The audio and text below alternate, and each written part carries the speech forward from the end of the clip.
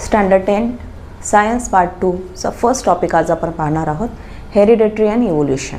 मग त्यामध्ये आज फर्स्ट कन्सेप्ट बघूया हेरिडिटी. हेरिडिटीचा अर्थ काय? हेरिडिटीला आपण मराठीत आनुवंशिकता असं सुद्धा म्हणू शकतो. आपल्यामध्ये जे काही कॅरेक्टर्स आहेत, जसं आपली हाईट असेल, आपला स्किनचा कलर, डोळ्याचा कलर, केसाचं स्ट्रक्चर, हे जे कॅरेक्टर आहेत हे आपल्या मम्मी पप्पाशी मॅच होत असतात. ठीक आहे. आणि हेच कन्सेप्ट जे आहे ह्यालाच आपण काय म्हणायचं आहे, हेरिडिटी. म्हणजे जे काही आपल्यामध्ये गुण आलेले आहेत ते आपल्यामध्ये आपल्या मम्मीकडनं काही पप्पाकडनं आलेले असतात आणि त्या कन्सेप्टला आपण काय म्हणणार आहे, heredity. So what you mean by heredity? The transfer of biological character. Transfer म्हणजे पास होणे, एका पिढीपासून दुसऱ्या पिढीकडे पास होणार आहे. काय पास होणार आहे? Biological character. बायोलॉजिकल कॅरेक्टर म्हणजे आपले फीचर्स, जशी हाईट असेल, स्किनचा कलर असेल, डोळ्याचा कलर असणार आहे तो. From one generation to next one, एका पिढीपासून दुसऱ्या पिढीकडे with the help of genes. Transfer of biological character from one generation to next one with the help of genes is known as heredity. जे आपल्यामध्ये गुण आहेत ते आपल्या मम्मी पप्पाकडनं आलेले आहेत. मग हे कॅरेक्टर्स एका जनरेशनकडनं नेक्स्ट जनरेशनकडे जी पास व्हायचं कन्सेप्ट आहे त्याला आपण म्हणतो हेरिडिटी. आणि हे पास होतात with the help of genes. कुठनं पास होणार आहेत? With the help of genes. मग आता हे जीन्स म्हणजे काय ते बघूया आपण. ठीक आहे. मग आता ही आपण एक सेल बघितलेली आहे. आपली जी काही बॉडी आहे त्या बॉडीचा सर्वात छोटासा पार्ट काय असणार आहे? सेल. आणि सेलचा फंक्शनल पार्ट काय असतो? न्यूक्लियस. हे आपल्याला आधीच्या स्टँडर्डमध्ये आपण बघितलेलं आहे. सेलचा जो सेंटर आहे त्याला आपण म्हणतो न्यूक्लियस. आणि न्यूक्लियसमध्ये एक स्ट्रक्चरल पार्ट असणार आहे जो फंक्शनल पार्ट आहे आपल्या बॉडीचा, सेलचा, ज्याला आपण काय म्हणतो? क्रोमोझोम. हे तर माहीत आहे आपल्याला. ओके. जो सेलमध्ये जो फंक्शनल पार्ट आहे न्यूक्लियसमध्ये तो काय आहे? क्रोमोझोम. मग इथं मी क्रोमोझोमचं स्ट्रक्चर काढलेलं आहे जे आपण 9th डिटेलमध्ये बघितलेलं आहे. क्रोमोझोमचं स्ट्रक्चर असं असणार आहे. वरचे जे आर्म आहेत त्याला आपण म्हणतो पी आर्म, खालचे जे आर्म्स आहेत त्याला आपण म्हणतो क्यू आर्म्स, आणि सेंटरला जो स्पियर दिसणार आहे त्याला आपण म्हणतो सेंट्रोमियर. हे काय होतं? क्रोमोझोमचं स्ट्रक्चर. मग हा जो क्रोमोझोम आहे तो क्रोमोझोम असतो फ्रेंडशिप बँडसारखं. फ्रेंडशिप बँड माहिती आहे, त्याचा जर एक धागा निघाला तर पूर्ण तो फ्रेंडशिप बँड काय होतो? निघतो. सेम तसंच हा जो क्रोमोझोम आहे तो काय बनलेला असतो? एका दोऱ्याने, ज्याला आपण म्हणतो क्रोमॅटिन फायबर. आणि तो क्रोमॅटिन फायबर जर गुंडाळला कंडेन्स झाला तर त्याचं कन्वर्जन कशात होतं? क्रोमोझोमला. मग आपल्याला काय लक्षात ठेवायचं आहे? क्रोमोझोम कशाने बनलेला आहे? क्रोमॅटिन फायबरने. ओके. आणि त्या क्रोमॅटिन फायबरवर असतात DNA. मग आता हे DNA काय आहे हे आपण आधीच्या स्टँडर्डमध्ये बघितलेलं आहे. DNAचं लॉंग फॉर्म काय? Deoxyribonucleic acid. आणि हा जो DNA आहे तो DNA आपल्या बॉडीचा सर्वात फंक्शनल पार्ट आहे. मग DNA कशाने बनतो? DNA बनतो न्यूक्लियोटाईडने. DNA कशाने बनलेला आहे? न्यूक्लियोटाईडने. DNA हा सुद्धा दोऱ्यासारखा असणार आहे. त्या दोऱ्यावर एका स्पेसिफिक सिक्वेन्समध्ये काय असणार आहेत? न्यूक्लियोटाईड असणार आहेत. ठीक आहे. मग हे न्यूक्लियोटाईड कशाने बनलेले असतात? तर न्यूक्लियोटाईड बनलेले असतात नायट्रोजन बेसेसने, फॉस्फेट ग्रुपने अँड पेंटोस रायबोस शुगरने. काय बनलेलं असतं? न्यूक्लियोटाईड बनलेले असतात. DNA जो आहे तो न्यूक्लियोटाईडचा सिक्वेन्स आहे. न्यूक्लियोटाईड एका सिक्वेन्समध्ये अरेंज झालेले असतात. मग ते न्यूक्लियोटाईड काय आहेत? तर nitrogen bases, phosphate group and ribose sugar, जी पेंटोस रायबोस शुगर आहे. मग आपल्याला लक्षात काय ठेवायचं आहे आता ह्या टॉपिकची स्टडी करण्यासाठी? हे जे न्यूक्लियोटाईड आहेत जो कशाने बनलेले आहेत? DNAमध्ये आहेत. DNA बनलेले आहे न्यूक्लियोटाईडने. त्या न्यूक्लियोटाईडमध्ये काय आहेत? Nitrogen bases. हे जे नायट्रोजन बेसेस आहेत ते 4 टाईपचे आहेत. नायट्रोजन बेसेस कसे आहेत? 4 टाईपचे आहेत, जे बघितलं होतं आपण. ॲडेनिन, गॉनिन, थायमिन, सायटोसिन. न्यूक्लियोटाईड जे आहेत ज्याच्यामध्ये नायट्रोजन बेसेस जे असतात त्यांचा जो सिक्वेन्स आहे ते 4 पॉईंटमध्ये आहेत. ॲडेनिन, गॉनिन, थायमिन, सायटोसिन. आणि त्यामध्ये ॲडेनिन जो असतो तो कंपल्सरी कुणाशी जॉईन झालेला असतो? थायमिनशी. ॲडेनिन कंपल्सरी कुणाशी जॉईन झालेला असेल? थायमिनशी. आणि गॉनिन कंपल्सरी जॉईन झालेलं असतं कुणाशी? सायटोसिनशी. हे आपल्याला लक्षात ठेवायचं आहे. आपल्याला काय लक्षात ठेवायचं आहे? आपली जी काही सेल आहे त्या सेलमध्ये सेंटरला काय असतो? न्यूक्लियस. त्या न्यूक्लियसमध्ये फंक्शनल पार्ट काय असणार आहे? क्रोमोझोम. तो क्रोमोझोम कशाने बनलेला आहे? DNAने. त्या DNAमध्ये काय आहेत? न्यूक्लियोटाईड. आणि त्या न्यूक्लियोटाईडमध्ये कशाचा सिक्वेन्स असतो? नायट्रोजन बेसेसचा. आणि ते बेसेस कुठले आहेत? ॲडेनिन, गॉनिन, थायमिन अँड सायटोसिन. ठीक आहे. मग हा जो न्यूक्लियोटाइडचा सिक्वेन्स आहे त्यालाच आपण काय म्हणतो, जीन्स. न्यूक्लियोटाइडचा जो सिक्वेन्स आहे त्याला आपण काय म्हणणार आहे, जीन्स. आणि हा न्यूक्लियोटाइडचा सिक्वेन्स हा काय करत असणार आहे, हा आपले बॉडीचे कॅरेक्टर्स काय करणार आहे, कंट्रोल करणार आहे. आणि तेच काय होतात, एका पिढीपासून दुसऱ्या पिढीकडे काय होत असतात, ट्रान्सफर होत असतात. आणि त्या कन्सेप्टला आपण काय म्हणणार आहे, हेरिडिटी. ओके. नेक्स्ट आपण कन्सेप्ट बघणार आहे RNA. जसं DNA आहे सेम तसंच काय असणार आहे, RNA. DNAचं नाव काय होतं, डिऑक्सी रायबोन्यूक्लिक ॲसिड. तर RNAचं नाव काय असणार आहे, रायबोन्यूक्लिक ॲसिड. DNA सारखंच RNAचं स्ट्रक्चर असणार आहे, फक्त चेंज काय असणार आहे त्याच्यामध्ये, DNA मध्ये जे नायट्रोजन बेसेस आहेत कुठले कुठले आहेत, ॲडेनिन, गॉनिन, थायमिन, सायटोसिन. तर RNA मध्ये फक्त चेंज काय असणार आहे, थायमिनच्या जागी तिथं काय असणार आहे, युरॅसिल. ॲडेनिन सोबत त्याची पेअरिंग कुणासोबत असणार आहे RNA मध्ये, युरॅसिनशी. आणि गॉनिनची पेअरिंग कुठं असणार आहे, सायटोसिनशी. मग हा जो कन्सेप्ट आहे जीन पास व्हायचा एक जनरेशनपासून दुसऱ्या जनरेशनकडे, त्याला आपण म्हणतो हेरिडिटी. नेक्स्ट कन्सेप्ट आहे प्रोटीन सिंथेसिस. आता आपल्याला माहिती आहे आपली जी बॉडी आहे त्या बॉडीच्या पूर्ण ग्रोथसाठी, फंक्शनिंगसाठी आपल्या बॉडीला कशाची गरज असते, प्रोटीन. मग ते प्रोटीन आपल्या बॉडीमध्ये कसं सिंथेसाइज होतं आहे ते आपण बघणार आहोत. बॉडीमध्ये प्रोटीन सिंथेसिससाठी आपल्याला 2 कॉम्पोनंटची गरज आहे, एक आहे DNA आणि दुसरं आहे RNA. आता DNAचं स्ट्रक्चर आत्ताच बघितलं आहे आपण, RNAचंही बघितलेलं आहे. DNA आणि RNA काय करतात, दोघं मिळून काय करतात, आपल्या बॉडीमध्ये प्रोटीन तयार करतात. आणि ती जी प्रोसेस आहे त्या प्रोसेसला म्हणायचं आहे सेंट्रल डोग्मा. फॉर्मेशन किंवा synthesis of protein bye DNA with the help of RNA is known as central dogma. आपल्या बॉडीमध्ये जे काही प्रोटीन तयार व्हायचं आहे ते प्रोटीन तयार होण्यासाठी DNAला RNAची मदत लागणार आहे. त्या कन्सेप्टला आपण काय म्हणणार आहे, central dogma. So synthesis of protein bye DNA through RNA is known as central dogma. मग आता हे प्रोटीन कसं सिंथेसिस होतं, तर बॉडीमध्ये प्रोटीन सिंथेसिस होण्यासाठी 3 स्टेप गरजेचे आहे. म्हणजे प्रोटीन हे 3 स्टेपमध्ये काय होणार आहे, सिंथेसिस होणार आहे. मग त्या 3 स्टेप कुठल्या आहेत बघा, ट्रान्सक्रिप्शन, ट्रान्सलेशन, ट्रान्सलोकेशन. प्रोटीन सिंथेसिसच्या 3 महत्त्वाच्या स्टेप्स आहेत, ट्रान्सक्रिप्शन, ट्रान्सलेशन अँड ट्रान्सलोकेशन. पेपरला 2 मार्कासाठी प्रत्येक ईच स्टेप विचारतील किंवा डिटेलमध्ये विचारतील, एक्सप्लेन प्रोटीन सिंथेसिस. मग आपल्याला ही प्रत्येक स्टेप काय करायचं आहे, डिटेलमध्ये बघायचं आहे. आपण प्रोटीन सिंथेसिस बघतोय. प्रोटीन सिंथेसिस करणार आहे DNA with the help of RNA. त्या प्रोसेसला म्हणलं होतं सेंट्रल डोग्मा. आणि ही प्रोटीन सिंथेसिसची प्रोसेस आपल्या बॉडीमध्ये 3 स्टेपमध्ये होणार आहे. आणि त्या 3 स्टेप आहे ट्रान्सक्रिप्शन, ट्रान्सलेशन, ट्रान्सलोकेशन. मग फर्स्ट बघूया आपण ट्रान्सक्रिप्शन. प्रोटीन सिंथेसिसची फर्स्ट स्टेप आहे ट्रान्सक्रिप्शन. आता ट्रान्सक्रिप्शनमध्ये काय वर्ड बघा, स्क्रिप्ट. स्क्रिप्ट म्हणजे काय माहिती आहे आपल्याला, एखाद्या ज्यावेळेस आपण नाटक करत असेल त्यावेळेस आपल्याला काय येते, स्क्रिप्ट येत असते. मग ती स्क्रिप्ट वाचतो आपण आणि त्यानुसार डायलॉग्स ते म्हणत असतो. तो सेम कन्सेप्ट ह्या प्रोसेसमध्ये असणार आहे. ट्रान्सक्रिप्शनमध्ये ज्यावेळेस आपल्याला प्रोटीन सिंथेसिस करायचं आहे त्यावेळेस कुठलं प्रोटीन लागणार आहे ह्याची जी स्क्रिप्ट आहे ती स्क्रिप्ट देणार आहे DNA. आपल्या बॉडीला कुठल्या टाईपचं प्रोटीन लागणार आहे त्याची स्क्रिप्ट कोण देणार आहे, DNA. आणि ती स्टेप कोण कॉपी करणार आहे, तर mRNA करणार आहे. त्या प्रोसेसला काय म्हणायचं आहे, ट्रान्सक्रिप्शन. ट्रान्सक्रिप्शनचा अर्थ काय, synthesis of mRNA as per the nucleotide sequence present on DNA. DNAवर जो न्यूक्लियोटाइड सिक्वेन्स असेल सेम त्या सिक्वेन्सचा काय तयार होणार आहे, mRNA तयार होणार आहे.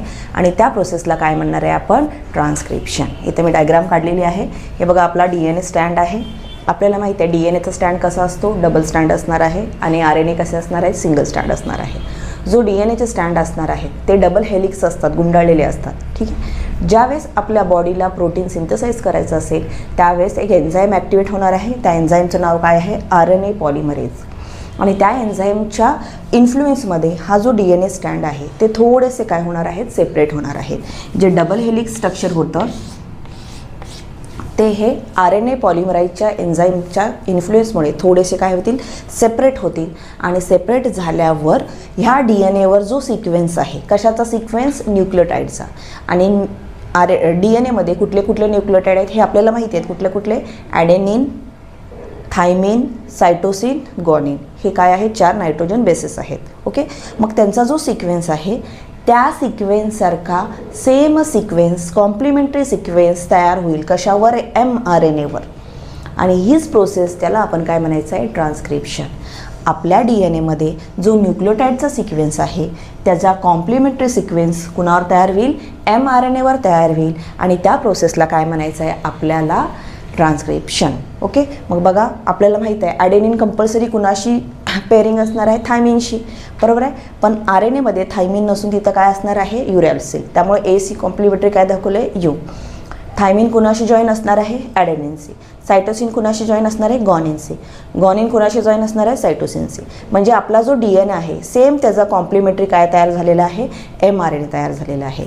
DNAवर जो सिक्वेन्स आहे न्यूक्लियोटाईडचा त्याच्या कॉम्प्लिमेंटरी सिक्वेन्स कुणावर आहे, mRNAवर. आणि ह्या प्रोसेसला आपण काय म्हणणार आहे, ट्रान्स्क्रिप्शन. मग डेफिनेशन काय येईल, सिंथसिस ऑफ mRNA तयार करायचं आहे. पण कसं आहे तयार करायचं आहे, as per nucleotide sequence present on DNA. DNAवर जो न्यूक्लियोटाईडचा सिक्वेन्स आहे सेम त्याच्यासारखा सिक्वेन्स असलेला mRNA तयार करायचा आहे. त्या प्रोसेसला आपण काय म्हणणार आहे, ट्रान्स्क्रिप्शन. आणि ह्याच ट्रान्स्क्रिप्शनमध्ये 2 DNA स्टँडपैकी काय होणार आहे, फक्त एक DNAचा स्टँड काय होणार आहे, यूज केला जाणार आहे. मग त्यामुळे सेकंड पॉईंट काय सांगायचं, in this process only one stand of DNA is use. फक्त एक DNAचा स्टँड काय केलेला आहे, यूज केला जाणार आहे. त्यानंतर next point, nucleotide present on DNA are complementary with the mRNA. DNAवर जे न्यूक्लियोटाईड आहेत ते कुणाच्या कॉम्प्लिमेंटरी आहेत, mRNAच्या कॉम्प्लिमेंटरी आहेत. हे कॉम्प्लिमेंटरी सिक्वेन्स काय डिसाईड करणार आहेत, आपल्या बॉडीमध्ये कुठला प्रोटीन रिक्वायर्ड आहेत ते काय करणार आहेत, डिसाईड करणार आहेत. हा जो न्यूक्लियोटाईडचा सिक्वेन्स असणार आहे, हे जे जीनचा सिक्वेन्स असणार आहे ते काय डिसाईड करतात, बॉडीमध्ये कुठलं फंक्शनिंग आहे, कुठला प्रोटीन रिक्वायर्ड आहे हे ते डिसाईड करणार आहे. त्यामुळं त्या DNAच्या सिक्वेन्ससारखा काय तयार करायचा आहे, mRNA. फक्त चेंज काय होणार आहे बघा, in that only one change is that instead of uracil तिथं, इन्स्टेड ऑफ थायमिन तिथं काय असणार आहे, युरॅसिल. DNAमध्ये काय असतो, थायमिन असतो आणि RNAमध्ये हा थायमिन नसून थायमिनच्या जागी काय येणार आहे, युरॅसिल. एवढंच त्याच्यामध्ये काय असणार आहे, डिफरन्स असणार आहे. मग आपण काय बघतो, प्रोटीन सिंथेसिसची first step that is transcription. ट्रान्स्क्रिप्शनचा अर्थ काय आहे, आपल्या बॉडीला जो प्रोटीन लागणार आहे त्याचा जो काही स्क्रिप्ट आहे त्याची जी इन्फॉर्मेशन आहे ती इन्फॉर्मेशन कोण देणार आहे, DNA. आणि ती इन्फॉर्मेशन DNA देतोय आणि त्यामुळं त्या कॉम्प्लिमेंटरीचा काय तयार होणार आहे, mRNA. त्या प्रोसेसला काय म्हणतो, ट्रान्स्क्रिप्शन. ह्यामध्ये 2पैकी एक DNAचा स्टँड यूज होणार आहे आणि डिफरन्स काय असणार आहे, फक्त थायमिनच्या जागी तिथं काय असणार आहे, युरॅसिल. आणि सेम DNAचा कॉम्प्लिमेंटरी तिथं काय तयार होणार आहे, mRNA तयार होणार आहे. नेक्स्ट कन्सेप्ट आहे ट्रिपलेट कोडॉन. प्रोटीन सिंथेसिससाठी आपल्या बॉडीला जे प्रोटीन लागणार आहे त्याची माहिती DNAमध्ये स्टोअर असते. तो DNA त्याच्यासारखा कॉम्प्लिमेंटरी mRNA बनवतो, त्याला आपण ट्रान्स्क्रिप्शन म्हटलं होतं. मग हा mRNA कुठं असतो, न्यूक्लियसमध्ये. पण तो न्यूक्लियसमधनं बाहेर येताना, म्हणजे न्यूक्लियसमधनं बाहेर सायटोप्लाझममध्ये येताना ॲज इट इज तो सिक्वेन्स पास करत नाही, तर तो सिक्वेन्स आणतो तो कोडमध्ये. ज्यावेळेस mRNA न्यूक्लियसमधनं सायटोप्लाझममध्ये येणार आहे, न्यूक्लियसच्या बाहेर येणार आहे, त्यावेळेस तो प्रोटीन सिंथेसिसची माहिती ही तशीच न आणता तो कोडेड फॉर्ममध्ये आणतो. मग तो कशा कोडेड फॉर्ममध्ये आणणार आहे, तर तो आणतो coded form in the form of amino acid. कुठल्या फॉर्ममध्ये आणणार आहे, ॲमिनो ॲसिड. ॲमिनो ॲसिड एक कॉम्पोनंट आहेत, त्या कॉम्पोनंटच्या फॉर्ममध्ये काय आणणार आहेत, mRNA न्यूक्लियसमधनं सायटोप्लाझममध्ये काय आणणार आहेत, प्रोटीन सिंथेसिसची माहिती आणणार आहेत. मग ॲमिनो ॲसिड म्हणजे काय, ॲमिनो ॲसिड म्हणजे हे जे आपण नायट्रोजन बेसेस लिहिलेले होते असे 3 नायट्रोजन बेस मिळून एक ॲमिनो ॲसिड तयार होतो. आपण जे लिहिलेलं होतं GCT TAG हे जे सिक्वेन्स लिहिलेलं होतं, असे तीन नायट्रोजन बेस जर मिळवले तर ह्या 3 नायट्रोजन बेसचा एक ॲमिनो ॲसिड बनणार आहे. आणि ह्या 3 नायट्रोजन बेसच्या कॉम्पोनंटलाच आपण काय म्हणणार आहे, ट्रिपलेट कोडॉन. कन्सेप्ट कळतोय का, ज्यावेळेस mRNA न्यूक्लियसमधनं सायटोप्लाझममध्ये प्रोटीन सिंथेसिसची माहिती आणणार आहे त्यावेळेस तो ती माहिती आणतो कोडेडच्या फॉर्ममध्ये. आणि तो कुठल्या फॉर्ममध्ये असणार आहे कोड, ॲमिनो ॲसिडच्या फॉर्ममध्ये. मग ॲमिनो ॲसिड म्हणजे काय, हे जे नायट्रोजन बेसेस आहेत असे 3 नायट्रोजन बेस जर मिळवले तर 3 नायट्रोजन बेसचा एक ॲमिनो ॲसिड बनणार आहे. आणि ते 3 नायट्रोजन बेस आहेत त्यामुळे त्याला आपण म्हणतो ट्रिपलेट कोडॉन. मग काय लिहायचं ट्रिपलेट कोडॉनमध्ये, mRNA bring coded message from DNA. mRNA काय आणणार आहे, कोडेड मॅसेज आणणार आहे. कुणापासनं, DNAपासनं. mRNA bring coded message from DNA into the cytoplasm. Okay, then this message contain code for amino acid आणि त्या मेसेजमध्ये काय असणार आहे, कोड असणार आहे. कुणासाठी, ॲमिनो ॲसिडसाठी. ईच ॲमिनो ॲसिडसाठी कोड आहे. मग तो ॲमिनो ॲसिड कोण आहे, each amino acid contain 3 nucleotide. Each amino ॲसिडमध्ये काय आहे, 3 न्यूक्लियोटाइड म्हणजे 3 नायट्रोजन बेस आहे. Hence it is known as triplet codon. आणि हे जे ट्रिपलेट कोडॉन आहेत ते एका सायंटिस्टने इंट्रोड्यूस केलेलं आहे ज्यांचं नाव आहे हरगोविंद खुराना आणि त्यासाठी त्यांना नोबेल प्राईजसुद्धा मिळालेलं आहे. मग आता आपल्याला प्रोटीन सिंथेसिस करायचं आहे. फर्स्ट स्टेप आपण बघितली, ट्रान्स्क्रिप्शन. ह्या प्रोसेसमध्ये mRNA तयार झाला. जो प्रोटीन लागणार आहे त्याची माहिती DNAकडे होती. DNAने ती माहिती mRNAला दिली. mRNAने ती माहिती न्यूक्लियसमधनं सायटोप्लाझममध्ये कोडच्या फॉर्ममध्ये आणली आणि तो कोड कुठला आहे, ट्रिपलेट कोडॉन. आणि ट्रिपलेट कोडॉन म्हणजे काय, ॲमिनो ॲसिड. मग आता नेक्स्ट स्टेप आपण बघणार सेकंड जी आहे ट्रान्सलेशन. सेकंड स्टेप आहे ट्रान्सलेशन. mRNAने माहिती आणलेली आहे, मेसेज आणलेला आहे. कुठला मेसेज, की कुठला प्रोटीन सिंथेसाइज करायचा आहे आणि तो मेसेज कुठल्या फॉर्ममध्ये आणलेला आहे, त्यांनी कोडेडच्या फॉर्ममध्ये आणलेला आहे. आणि 1 कोड कुणासाठी असलेला आहे, ॲमिनो ॲसिड. मग इथं आपला mRNA आहे, हा 1 कोड फॉर 1 ॲमिनो ॲसिड. मग ह्या कोडला कुठल्या टाईपचा, कुठल्या फॉर्मचा अँटीकोडॉन लागणार आहे ह्याची माहिती, ह्याची इन्फॉर्मेशन जी असणार आहे ती कुणाकडे असते, tRNAकडे असते. आणि tRNA काय करणार आहे, ह्या कोडॉनच्या कॉम्प्लिमेंटरी अँटीकोडॉन. आता ह्या कोडॉनच्या कॉम्प्लिमेंटरी अँटीकोडॉन म्हणजे सिम्पल. आता इथं काय आहे, एच्या कॉम्प्लिमेंटरी काय असणार आहे, यूच्या कॉम्प्लिमेंटरी ए, सीच्या कॉम्प्लिमेंटरी यू. ओके, ह्या कोडॉनच्या कॉम्प्लिमेंटरी अँटीकोडॉन आणायचं काम कोण करतं, tRNA. आणि हा जो अँटीकोडॉन असतो तो सुद्धा कुठल्या फॉर्ममध्ये असणार आहे, in the form of amino acid. mRNA न्यूक्लियसमधनं मॅसेज आणला आहे ॲमिनो ॲसिडच्या फॉर्ममध्ये, कोडच्या फॉर्ममध्ये, आणि तो कुठं आला आहे, सायटोप्लाझममध्ये. सायटोप्लाझममध्ये आल्यावर तो बसतो रायबोझोमवर. रायबोझोम माहिती आहे, मायटोकॉन्ड्रियावर छोटे छोटे पार्टिकल असतात ज्याला आपण काय म्हणतो, रायबोझोम. तो mRNA न्यूक्लियसमधनं कुठं येणार आहे, सायटोप्लाझम, आणि सायटोप्लाझमवरनं कुठं जाईल, तो रायबोझोमवर, ज्याला आपण काय म्हणतो, rRNA. तो rRNAवर जाऊन बसणार आहे. मग mRNAवर जो कोड आहे त्याच्या कॉम्प्लिमेंटरी अँटीकोडॉन कोण आणणार आहे, tRNA आणणार आहे. आणि तो कुठल्या फॉर्ममध्ये आणणार आहे anticodon, in the form of amino acid. आणि ह्या प्रोसेसलाच काय म्हणायचं, ट्रान्सलेशन. ट्रान्सलेशनचा अर्थ काय, या mRNAवर जो कोडॉन आहे त्याचा कॉम्प्लिमेंटरी सिक्वेन्सचा अँटीकोडॉन कोण आणणार आहे, tRNA. कुणाजवळ, mRNA जवळ. तर त्या प्रोसेसला काय म्हणायचं आहे, ट्रान्सलेशन.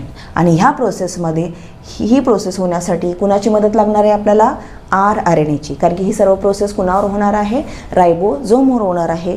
त्या प्रोसेसला आपण काय म्हणतो, ट्रान्सलेशन. मग डेफिनेशन काय येईल बघा, as per codon on mRNA, as per codon on mRNA, tRNA brought complementary anticodon near the mRNA. As per codon on mRNA, tRNA brought आणणार आहे complementary codon near the mRNA is known as translation. त्याला आपण काय म्हणायचं आहे, translation. And tRNA brought that anticodon in the form of specific amino acid. ते कुठल्या फॉर्ममध्ये आणणार आहेत, तर in the form of amino acid. And that amino acid, आता हा कॉम्प्लिमेंटरी कोडॉन आहे तो म्हणजे हा ॲमिनो ॲसिड. ह्याचं काम झालं. ह्या पुढच्या कोडॉनसाठी tRNA काय करतील, दुसरा अँटीकोडॉन असेल, हा दुसरा ॲमिनो ॲसिड. परत एक तिसरा tRNA येईल, ह्या कोडॉनच्या कॉम्प्लिमेंटरी ॲमिनो ॲसिड आणेल, हा तिसरा ॲमिनो ॲसिड. आणि असे नंबर ऑफ ॲमिनो ॲसिड कोण आणणार आहे, tRNA. आणि हे ॲमिनो ॲसिड जॉईन होतात एकमेकाला बाय पेप्टाइड बॉन्ड. कशाने जॉईन होणार आहेत ते, पेप्टाइड बॉन्डने. हे कोण आहेत, ॲमिनो ॲसिड. आणि ही प्रोसेस होण्यासाठी आपल्याला कोणाची मदत लागणार आहे, rRNAची. आणि ह्याच प्रोसेसला आपण काय म्हणणार आहे, ट्रान्सलेशन. ओके, सो ट्रान्सलेशन म्हणजे mRNA जो मेसेज आणलेला आहे त्याच्या कॉम्प्लिमेंटरी मेसेज कोण आणेल, tRNA आणेल. त्या प्रोसेसला काय म्हणायचं, ट्रान्सलेशन. ह्या प्रोसेसमध्ये ॲमिनो ॲसिड एकमेकाला जॉईन होतील, कुठल्या बॉन्डनी, पेप्टाइड बॉन्डनी. आणि ही प्रोसेस होण्यासाठी कोणाची मदत लागणार आहे, rRNAची. आता last step, translocation. Third step आहे ट्रान्सलोकेशन. ट्रान्स्क्रिप्शन बघितलं, mRNA मॅसेज आणतो न्यूक्लियसपासनं, सायटोप्लाझममध्ये. सेकंड कुठली बघितली आपण? ट्रान्सलेशन. mRNAच्या मॅसेजच्या कोडॉनच्या कॉम्प्लिमेंटरी अँटीकोडॉन आणणार आहे. कोण आणणार आहे? tRNA. त्याला आपण काय म्हटलं होतं? ट्रान्सलोकेशन. आता थर्ड जी स्टेप आहे ह्यामध्ये काय होणार आहे बघा. mRNA आहे, tRNA आहे. mRNAच्या कोडॉनच्या कॉम्प्लिमेंटरी अँटीकोडॉन कोण आणणार आहे? tRNA. आणि ही प्रोसेस कुणावर होणार आहे? हा मागं कोण आहे बघा? रायबोझोमवर होणार आहे. मग हे कॉम्प्लिमेंटरी कोडॉन आणल्यावर दुसरा tRNA येईल. तो काय करेल? mRNAच्या कोडचा कॉम्प्लिमेंटरी अँटीकोडॉन आणेल, दुसरा अमिनो ॲसिड आणेल आणि ह्यांच्यामध्ये काय होणार आहे? बॉन्ड तयार होणार आहे. तो कुठला आहे? Peptide bond. त्यानंतर नेक्स्ट परत कोडॉनच्या कॉम्प्लिमेंटरी अँटीकोडॉन कोण आले? tRNA. ही प्रोसेस कंटिन्यू होत जाईल आणि ही प्रोसेस होताना हा जो रायबोझोम आहे ज्याच्यावर ही सर्व प्रोसेस होते, हा रायबोझोम काय करत जातो? पुढं सरकत जातो. हा रायबोझोम काय होणार आहे? पुढं शिफ्ट होणार आहे. कितीने शिफ्ट होणार आहे? ज्यावेळेस tRNA एका कोडॉनच्या कॉम्प्लिमेंटरी अँटीकोडॉन आणला त्यावेळेस ॲमिनो ॲसिड आणला तर तो पुढं जाईल. दुसरा tRNA येईल, कॉम्प्लिमेंटरी अँटीकोडॉन आणेल. त्यानंतर परत हा रायबोझोम पुढं शिफ्ट होईल. tRNA परत कॉम्प्लिमेंटरी अँटीकोडॉन आणेल, परत रायबोझोम शिफ्ट होईल आणि असं करत करत रायबोझोम mRNAच्या एका एंडपासनं दुसऱ्या एंडपर्यंत काय होणार आहे? शिफ्ट होणार आहे. आणि तो प्रत्येक वेळी किती डिस्टन्सने शिफ्ट होणार आहे? 1 ट्रिपलेट कोडॉनने. हा ट्रिपलेट कोडॉन 1 इथं शिफ्ट झाला, त्यानंतर एवढं शिफ्ट होईल, हे शिफ्ट होईल. ही प्रोसेस कंटिन्यू होईल आणि त्याला म्हणायचं आपण ट्रान्सलोकेशन. सो ट्रान्सलोकेशन म्हणजे काय होणार आहे? Ribosome keeps moving. रायबोझोम हळूहळू काय होणार आहे? पुढं सरकणार आहे. From one end of mRNA to the other end by the distance of 1 triplet codon. mRNAच्या एका एंडपासनं दुसऱ्या एंडपर्यंत कोण पुढं जाणार आहे? रायबोझोम जाणार आहे. आणि तो किती डिस्टन्सने जाणार आहे? 1 ट्रिपलेट कोडॉन. त्याला आपण काय म्हणतो? ट्रान्सलोकेशन. लोकेशन म्हणजे प्लेस. ओके, ट्रान्स म्हणजे चेंज होणे. तर इथं प्लेस कोण चेंज करणार आहे? रायबोझोम. आणि कुठनं? mRNAच्या 1 एंड टू अनदर एंड. किती डिस्टन्सनी? 1 ट्रिपलेट कोडॉन. तर त्या प्रोसेसला काय म्हणायचं? ट्रान्सलोकेशन. म्हणजे इथं ॲमिनो ॲसिड, इथं रायबोझोम आहे, मग इकडं जाईल, इकडं जाईल, इकडं जाईल, इकडं जाईल, असं तो काय होणार आहे? जागा चेंज करत जाईल. आणि त्यानंतर असे ॲमिनो ॲसिड एकमेकाला जॉईन होतील आणि तिथं काय तयार होणार आहे? Peptide bond. आणि असे पेप्टाइड बॉन्ड जे आहेत ते पेप्टाइड बॉन्डला आपण पॉलीपेप्टाइड चेन असं म्हणतो. असे पेप्टाइड बॉन्ड भरपूर असतील, लाईनीमध्ये आले तर त्याला आपण म्हणतो पॉलीपेप्टाइड चेन. पॉली म्हणजे मेनी. अशा मेनी पेप्टाइड बॉन्ड एकत्र आल्या तर त्या एकमेकांमध्ये मिक्स होतील, एन्टँगल होतील आणि त्याचं कन्वर्जन होईल कॉम्प्लेक्स प्रोटीन, आणि जे आपल्या बॉडीला गरजेचं आहे. So many polypeptide chain come together, entangle together to form different types of complex protein. So this is all about the protein synthesis. आता नेक्स्ट कन्सेप्ट आहे म्युटेशन. आता म्युटेशन म्हणजे काय? ज्यावेळेस प्रोटीन सिंथेसिसची प्रोसेस होत असते त्यावेळेस DNA जो असणार आहे, जो DNA आहे त्याच्या कॉम्प्लिमेंटरी काय तयार होत असतो? mRNA तयार होत असतो. हे आपण आता बघितलेलं आहे. पण ज्यावेळेस DNAच्या कॉम्प्लिमेंटरी mRNA तयार होत असतो त्यावेळेस जर थोडीशी जरी चेंज झाली तर त्यामध्ये काय होणार आहे? बदल होणार आहे. फॉर एक्झाम्पल Aच्या कॉम्प्लिमेंटरी इथं काय असतो? U, Tच्या कॉम्प्लिमेंटरी A, Cच्या कॉम्प्लिमेंटरी G, Gच्या कॉम्प्लिमेंटरी C, हा सिक्वेन्स आहे. पण चुकून समजा तिथं चेंज झालं, Cच्या कॉम्प्लिमेंटरी C आला, Cच्या कॉम्प्लिमेंटरी Gच्या जागी परत C आला. ठीक आहे, मग हा जो चेंज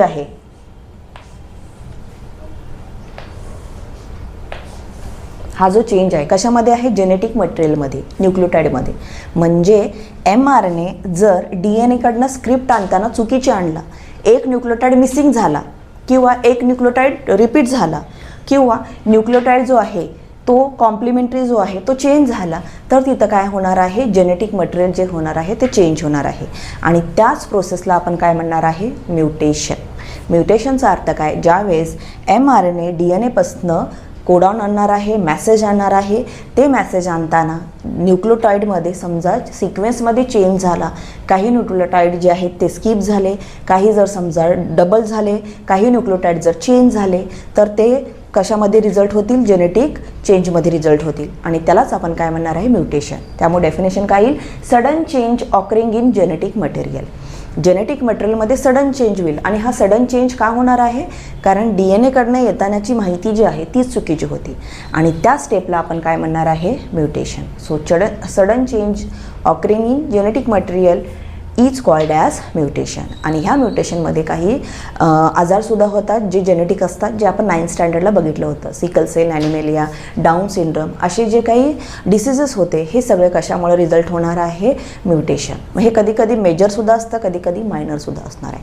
म्हणजे कधी कधी एखादा दुसरा जीनचा नायट्रोजनचा बेस चेंज होईल किंवा कधी कधी मोस्टली नायट्रोजन बेसेस स्किप होतील किंवा रिपीट होतील. मग हे कशावर डिपेंड असेल? किती ह्याच्यामध्ये जेनेटिक मटेरियलमध्ये चेंज झालेलं आहे हे त्याच्यावर डिपेंड असेल.